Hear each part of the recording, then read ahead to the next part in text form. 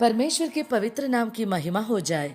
एक और अनुग्रहित सुबह हमें सबको संभाल कर रखने के लिए हम प्रभु का धन्यवाद करके आरंभ करेंगे।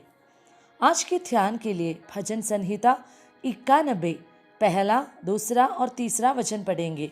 Psalms chapter 91 verses 1, 2 and 3। जो परम प्रधान के छाए हुए स्थान में बैठा रहे वो सर्वशक्तिमान की छाया में ठिकाना पाएगा। मैं यहोवा के विषय कहूँगा, वो मेरा शरण स्थान और गढ़ है, वो मेरा परमेश्वर है, मैं उस पर भरोसा रखूँगा। वो तुझे बहेलिए के जाल से और महामारी से बचाएगा। परमेश्वर का वचन सिखाता है उस स्वर्गीय सुरक्षा के बारे में। इन दिनों में जो हम देखते हैं, जो प्रभु यीशु मसीह में है, वो कहेगा कि वो मेरा शरण स्थान और गढ़ है, वो मेरा परमेश्वर है, मैं उस पर भरोसा रखूँगा। वो मुझे हानिकारक महामारी से बचाएगा। जो भी उन पर विश्वास रखेगा वो उसको संभालेगा। यहाँ कहाँ हुआ एक शब्द, यहोवा मेरा शरण स्थान। प्रभु का वचन स्पष्ट रूप से ये कहता है कि कोई भी मुसीबत की घड़ी में किसी को दौड़ कर जाके सुरक्षा पाने के लिए प्रभु की आज्ञा से नियमित हुई कुछ शरण स्थान है। इसको समझने के लिए एक और वचन हम पढ़ेंगे। यहोशू नाम की पुस्तक 20वां अध्याय पहला, दूसरा और तीसरा वचन। Joshua chapter 20 versus 1, 2 and 3। फिर यहोवा ने यहोशू से कहा, इस्राएलियों से यह कह, मैंने मूसा के द्वारा तुमसे शरण नगरों की जो चर्चा की थी उसके अनुसार उनको ठहरा लो, जिससे जो कोई भूल से बिना जाने किसी को मार डाले वो उनमें से किसी में भाग जाए। इसलिए वे नगर खून के पलटा लेने वाले से बचने के लिए तुम्हारे लिए शरण स्थान ठहरे। पुराने नियम में परमेश्वर के जन से अगर कोई भूल हो गई या गलती हो गई तो भाग कर जाकर छिपने के लिए मूसा के द्वारा परमेश्वर ने कुछ नगरों को शरण स्थान बनाकर रखा। 6 शरण स्थान के बारे में यहाँ लिखा है। परमेश्वर के जन को मुसीबतों से बचा कर रखने वाला जगह का नाम है शरण स्थान।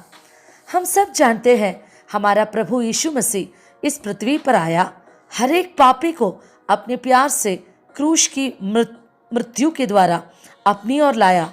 अभी दोबारा वो आएगा उनके लिए इंतजार करके एक पवित्र जीवन बिताने वालों को अपने साथ ले जाने के लिए। उस वक्त तक हमें इस दुनिया में सुरक्षित रखने के लिए परमेश्वर का दिया हुआ शरण स्थान। बाइबल में कही गई इस 6 शरण स्थान के बारे में हम ध्यान से सीखेंगे। यहोशू 20 का 7वां वचन।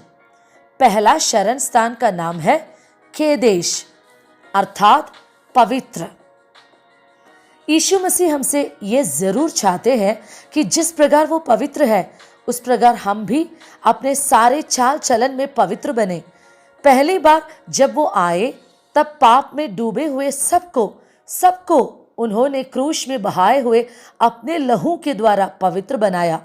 हम पवित्र नहीं थे, हमारे कोई भी पुण्य कामों से हम पवित्र नहीं बन सकते। क्रूस पर उन्होंने जो लहू बहाया उस पवित्र लहू के कारण हम पवित्र बन गए। प्रभु का वचन यह कहता है कि वो दोबारा आएगा जो भी पाप किए बिना उनके इंतजार में पवित्र जीवन बिताते हैं, उनको उद्धार करने के लिए। ये दुनिया हमें परमेश्वर से दूर लेके जाएगा। प्रभु के वचन में हमें अपने आप को धो के साफ और शुद्ध बना के यीशु मसीह के दोबारा आने के इंतजार में गंभीरता से रहना चाहिए। क्या इस पहले शरण स्थान के अंदर आप हैं? अगर नहीं है तो शायद शैतान हमें पकड़कर न्याय के सिंहासन के सामने खड़ा कर देगा।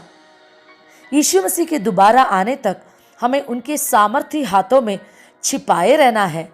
हम उस शरण स्थान केदेश के अंदर दौड़ के जाए, उनके क्रूस के पास हम दौड़ के जाए। उनके पवित्र लहू जो हमारे लिए बहाया गया उससे हम पवित्र बने। प्रभु हम सबको शुद्ध करे, उनकी कृपा में हमें जोड़ के पवित्र बना के रखे। इन वचनों से आपके सारे बच्चों को आशीर्वाद कीजिए। आमीन।